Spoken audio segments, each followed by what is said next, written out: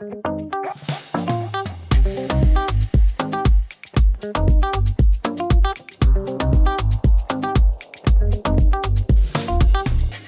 everyone, and welcome. My name is Aisha Rimi, and I'm joining you from Cambridgeshire, and I will be your host for this conversation.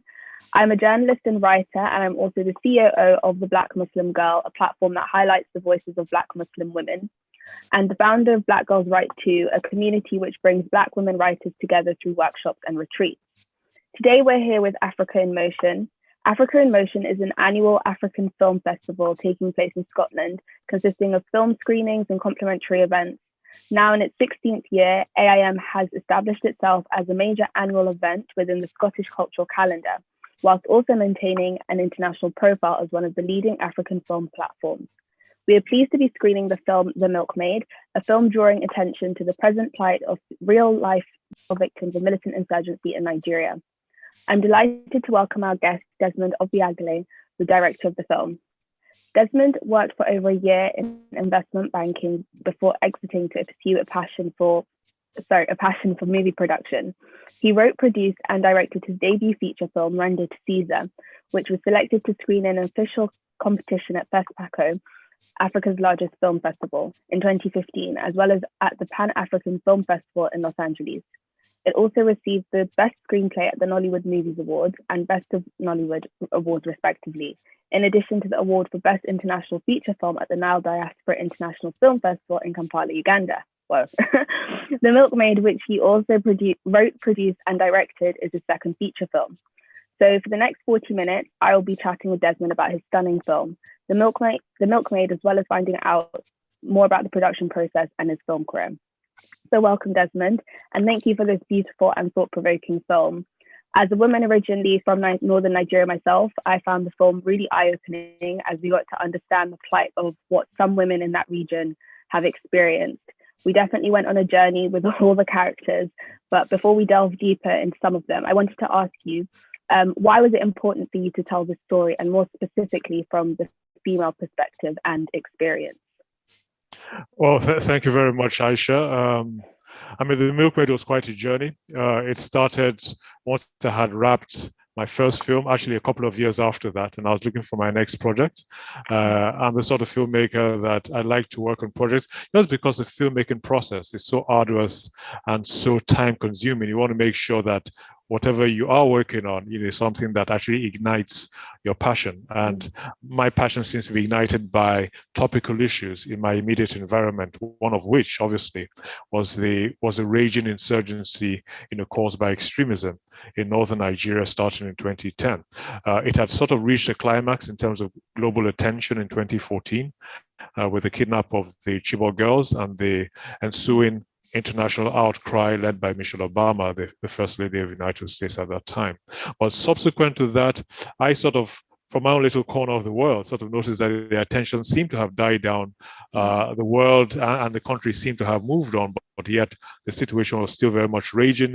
We were still being inundated with, media reports of suicide bombings and all that sort of stuff.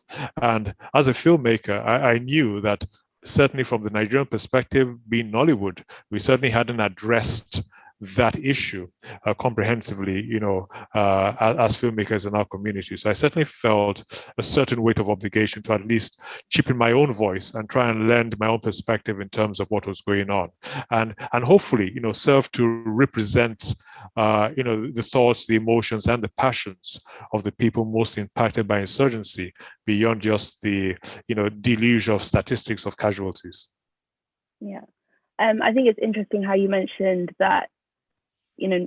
I'm a great fan of Nollywood. I've always watched Nollywood growing up, but it does kind of miss when it comes to tackling some of these kind of really topical, important issues in our society, in our country.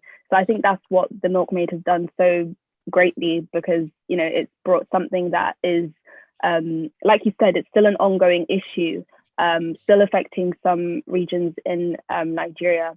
So I just wanted to know if you were met with any resistance or challenges in making the film, especially about this topic.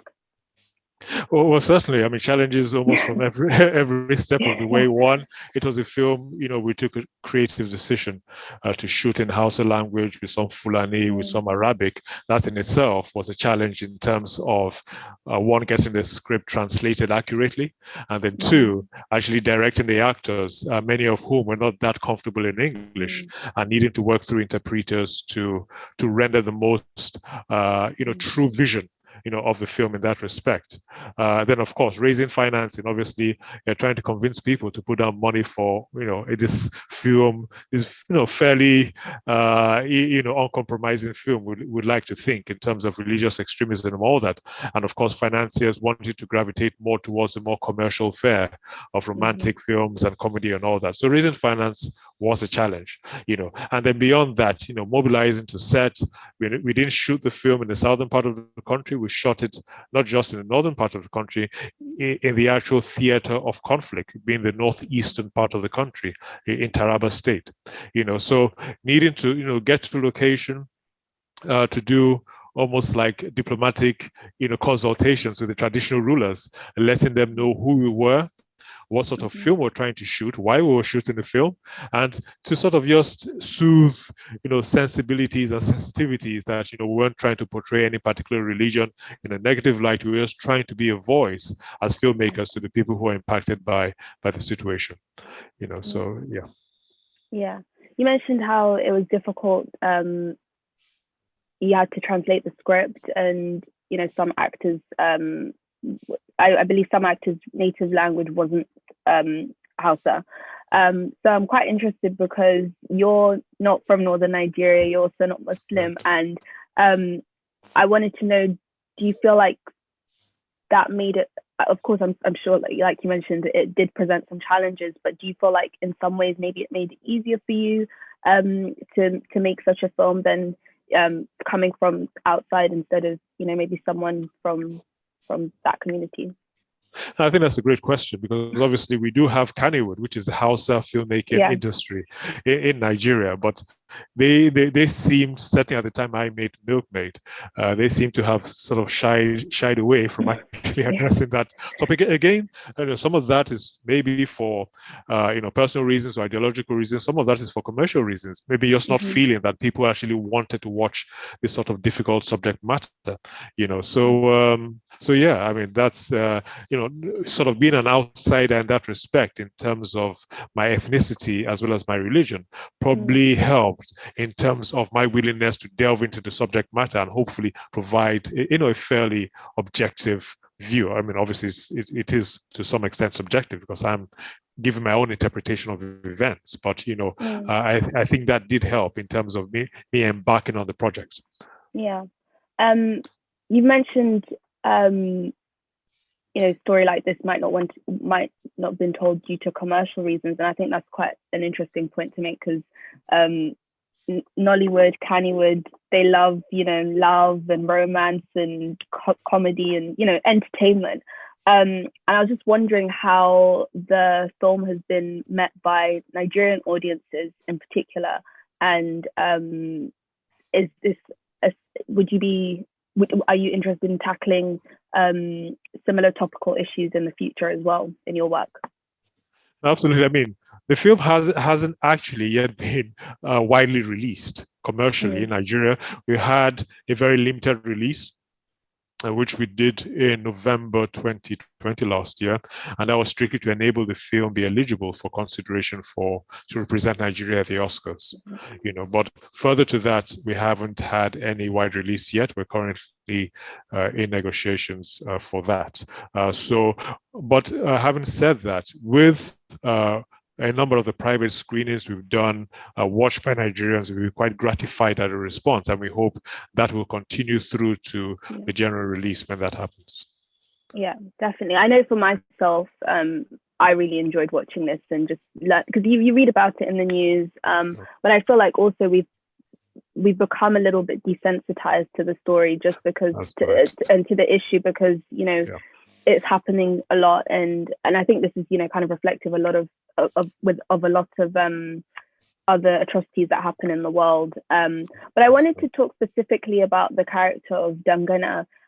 He's one of the fundamentalists. He clearly, had certain ideologies, and he felt that he felt that his actions were justifiable.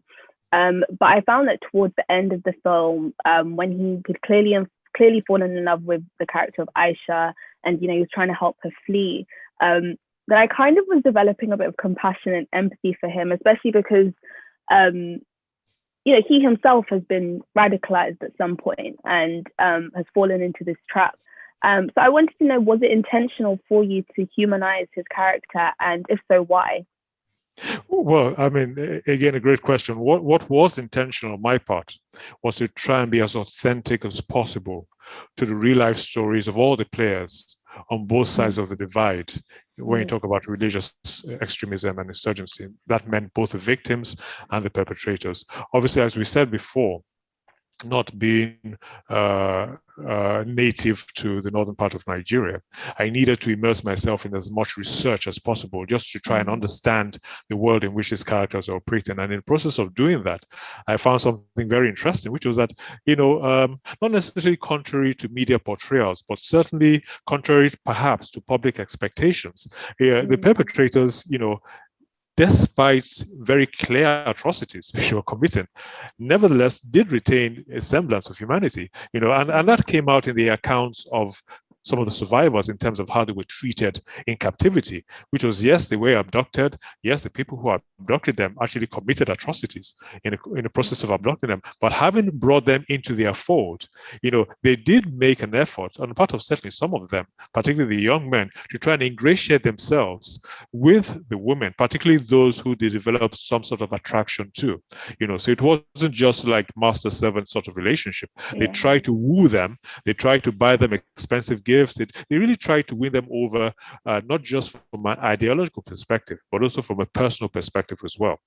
So we wanted to show that, as a well-rounded character in a film, as opposed to just sort of black and white, sort of, victim perpetrator sort of, dynamic in the film. Yeah. You touched there on, talking to real life survivors. And I wanted to know, how much did you draw from, how much of the film and the story did you draw from real life experiences, and how did they add to the story?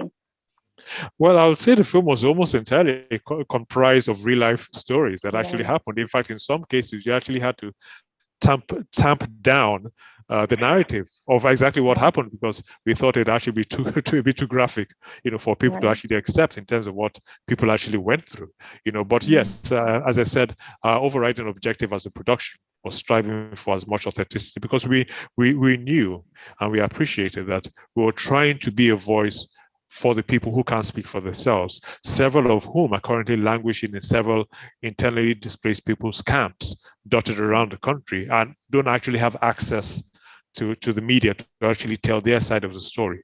So we took that weight of responsibility upon ourselves and wanted to ensure that we're as authentic as possible. Yeah. So I read somewhere that you didn't get to include all the details that you wanted to in the film, and I was wondering what details those were that you didn't quite get to put in, and why was that? Was it because of just length and editorial production, or were there kind of if maybe fear of like backlash maybe from government or society? Well, I mean, for a number of those reasons. Obviously, for running time, we couldn't put as much as we wanted to. We had much more footage we actually shot, but we didn't want people to become glued to their seats in the cinema hall while watching the film. So we had to sort of respect the conventions of cinema in terms of running time, and obviously play to that commercially as well. In addition to that, obviously, there's quite a bit more to the extremism story that perhaps didn't quite find its way into the final edit of the film, particularly in terms of religious chauvinism, versus various religions and all that. We didn't want that to distract from people's appreciation of the message of the film, which was exactly what victims, go through. So we didn't want that to be a talking point which sort of hampered access of the film into the public arena. And then, of course, even having danced around some of those sensitivities and conditions, obviously we still met some level of resistance, by the governing powers in terms of censorship and all that, which we had to resolve. I feel like anything that doesn't quite fit the traditional storytelling in Nigeria, I feel like it would probably be met with some sort of resistance from the powers that be, which is a shame. But I hope in the future that changes. But would there be a part 2, perhaps? To tell the rest of the story, because we kind of left Aisha in the middle of nowhere, and I want to know what's happening after. Like, does she reunite with her family? So could there be a part 2, or what would you like her story to be? Yeah, I mean, you're right. We left her literally in the middle of nowhere at the end of the film. But we're currently considering and contemplating a TV series, which will enable us flesh out the characters more, give a bit more backstory, and certainly include a more comprehensive conclusion, to the journeys of respective characters. So that's something we're actively looking at right now, and trying to see what level of support we can get financially and creatively for that. Okay, well, I look forward to that. So I was just wondering, obviously, it's such a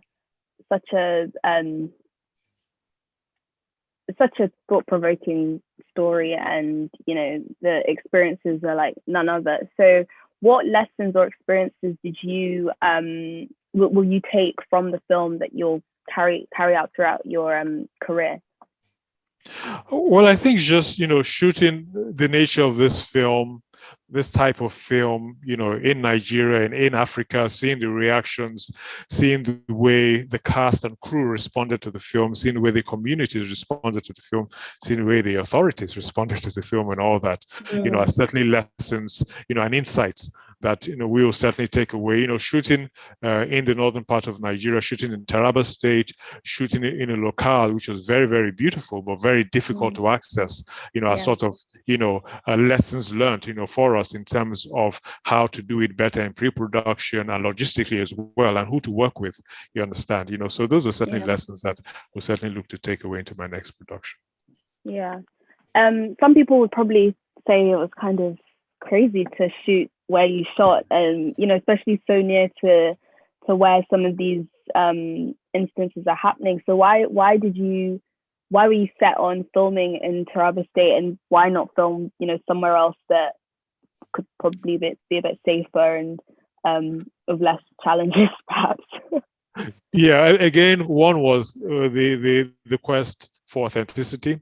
We wanted a visual look which was authentic to the natural habitat of the characters whose stories we were trying to tell. And then I guess the second part was just ambition. I had actually planned to shoot in a different part of Nigeria, actually in Jos, which tends to be the go-to region when you want to tell northern stories. But then I saw some stills of Taraba State on the internet, and I didn't believe those are from Nigeria. I had never seen anywhere in Nigeria or heard of anywhere in Nigeria that actually looked that beautiful. People assured me they were real. I went out there with my production designer to do reconnaissance, and the result of that trip was that we absolutely had to shoot the film in Taraba State. We knew there were going to be logistical challenges, but not as much as we encountered, you understand? But, we still feel at the end of the production, it was well worth it for us to have shot the film there. Yeah. No, I also saw pictures of Taraba on Twitter one time, and I too was also shocked. I was like, wow, I'd never, because I'm used to the northern part that's very sandy and like almost desert-like.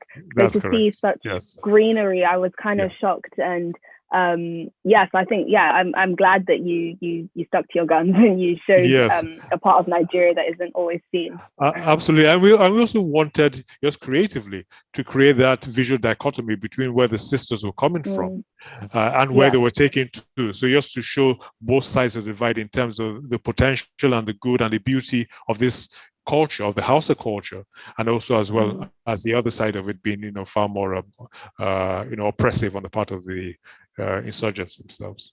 Yeah.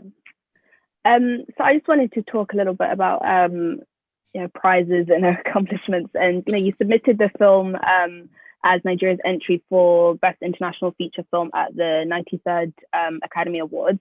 And I feel like it's also important to highlight the film has also won multiple African Movie Academy Awards. So those are some really huge achievements for the Nigerian film industry. So for you as a creator, what do you hope for the Nigerian film industry in the future? Well, I'm hoping that if not everybody, at least some of my contemporaries and colleagues in the industry can take and draw some comfort and inspiration from the journey of the Milkmaid and some of the recognition we've been fortunate enough to garner, to actually be perhaps a bit more adventurous in terms of their storytelling and the topical matter that they choose to address, and not just the filmmakers but also the investors as well. So also be able to, I guess, push the envelope, so to speak, and reach out beyond, the legitimate fare of comedy and romance, to actually begin to address, some of the more challenging, issues in our society. Yeah. And I wanted to know, obviously we come from a culture that doesn't always, support or encourage creative careers. You were an investment banker before, and now a film director, writer, producer. Can you tell us about your journey into the film industry, and how did you convince your family? Were your family supportive of that decision?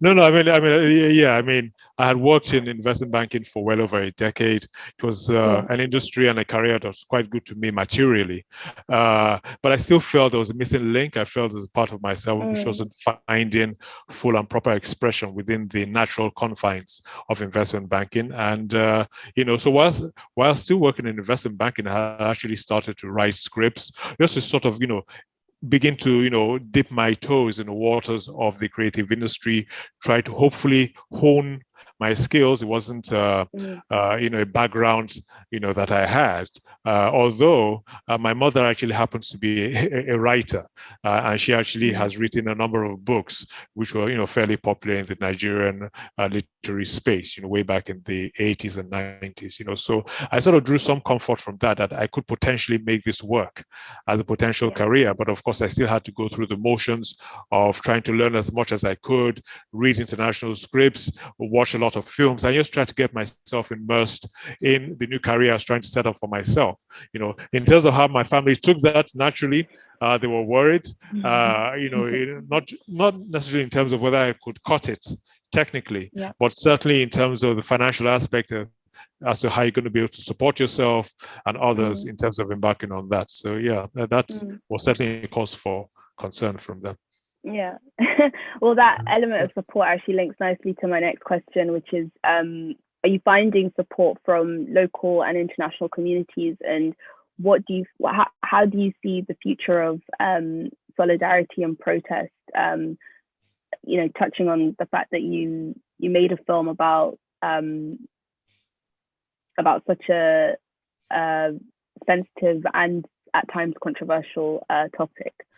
Yeah, I mean, certainly in the part of, fellow filmmakers and the part of, just the film-going community in Nigeria, a lot of support, certainly. I mean, they certainly wanted to be able to have this sort of topical matter presented to them in a creative format. So on that front, no issues. On the financial side, in terms of remuneration, that is still very much work in progress, not just for our film, but for Nollywood in general, in terms of receiving, sort of valuations for our films that justify the effort and the budgets that we put into them. So those are certainly currently, topics of discussion. We're currently facing in terms of negotiations with streaming platforms, who are, I guess, used to negotiating with film content, which has been produced at much lower budgets. You understand, and needing to sort of convince them and persuade them that, higher valuations need to be put on our films, not just to justify the budgets we expended on them, but even for the future, projects that we intend to work on, because otherwise, the industry will get stuck in a rut in terms of operating at, very middling, budgets, with the commensurate production values that go along with that. Yeah. I just wanted to go back to this film specifically, actually. I just remembered one of the most, goodness, I don't even know what the word to describe it, but one of the most, I guess, poignant scenes for me was the scene where the woman was preparing to, the suicide bomber scene, basically. Yes. Walking into the village, kind of just the background sounds, the imagery. I don't feel like I've ever seen anything like that on film, because we really saw the build up to it, and then the actual incident itself. And I just, I think poignant is probably the right word. It was just, it was kind of visually just really greatly done, I thought. I just wanted to know what was kind of the thought process about around that scene? Like, why did you want to include it in that way? And are you pleased with the way it turned out? Well, to answer the second question first, yes, I am pleased with the way it turned out. We shot it a bit differently from we anticipated, but that was due to the exigencies of the environment in which we found ourselves on location where we were shooting, and we still think it worked out, pretty well in terms of that.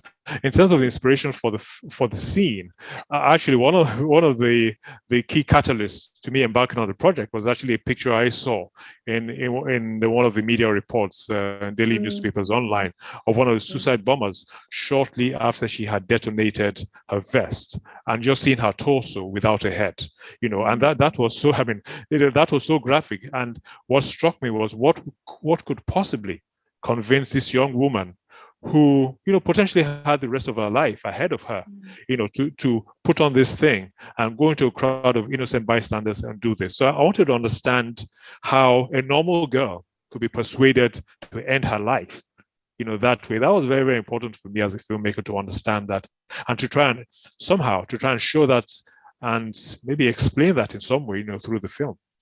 Yeah, no, it definitely stuck with me. I could see it coming, but then I was like, no, surely it's not what I think it is. But yeah, that was probably one of the top scenes for me in the film. Yeah.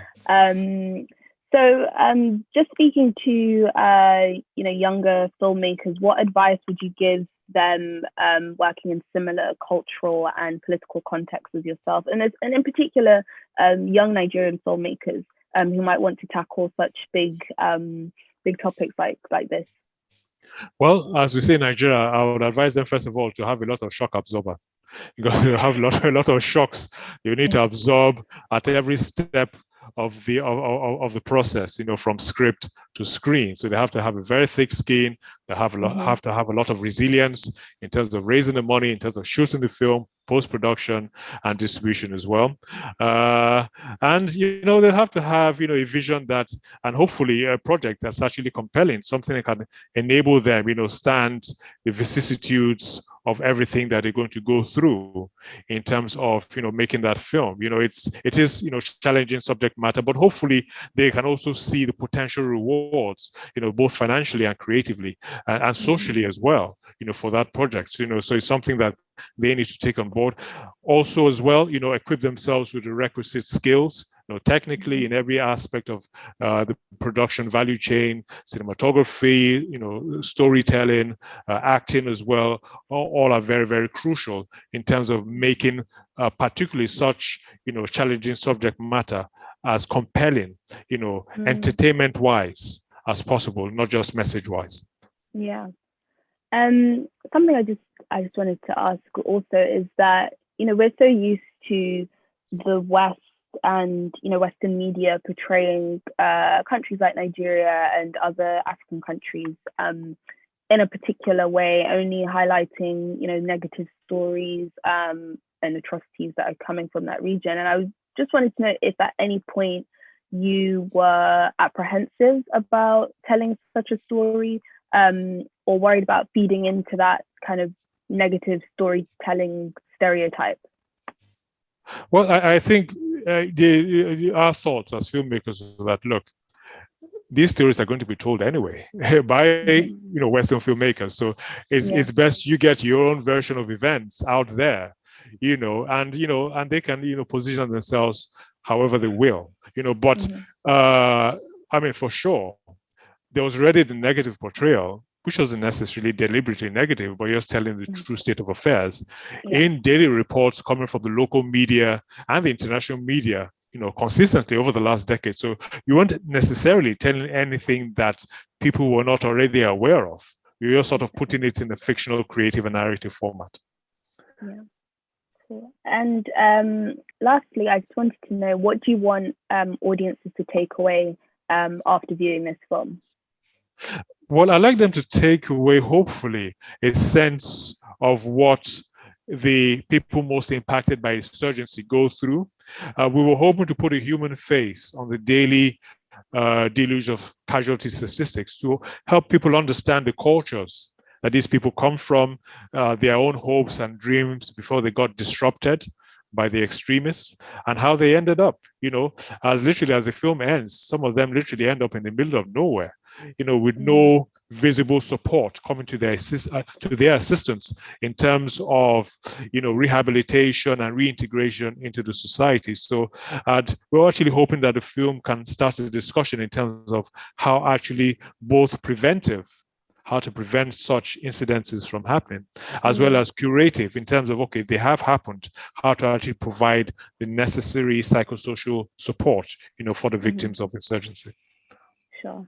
I said lastly, but I actually have another question, which I wanted to know, who was your favorite character and your favorite story to tell out of all, because each character was different in their own way. They were very complex, and I feel like we got to see, even though there was, very clearly we were hearing mainly from Aisha's perspective, I felt like, we went on a journey with each of, the main characters. So I wanted to know whose story you enjoyed telling the most, and who was your favorite. Well, I enjoyed all their stories. I think my cast would probably throw stones at me if I said to choose a favorite right now. But certainly in terms of writing the story and the character that sort of drove and inspired a lot of the events, I certainly was most poignant to me was probably Zainab, because she was the younger sister. She was the one who was, I guess, probably most impacted psychologically. Obviously, elements of the Stockholm syndrome in terms of how the narrative arc of her character in the story. So certainly the Zainab character, I felt was very, very touching, particularly since that character was actually, built on some of the real life stories of some of the Chibok girls in captivity who had turned from being innocent schoolgirls to actually being perpetrators in the axis of extremism, in the northern part of Nigeria. And finally, what's next for you? What can we expect to get next from you? Any films lined up, or any new projects that we can look forward to? Well, yeah, certainly I do have projects in the making, one of which is the TV series for the Milkmaid itself.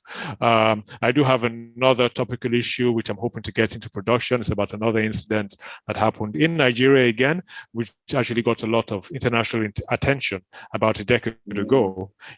Also set in northern Nigeria again, so again, back to interpreting scripts, from English into Hausa and all that. But hopefully it's a compelling story and one that people can relate to, and is actually quite relevant to actually what the world is going through right now. All right. Okay. You're getting my brain like I'm trying to think, what could it be? But I'll pieces wait. Together. Yeah. Yeah. I'll wait though. Yeah. But thank you so much.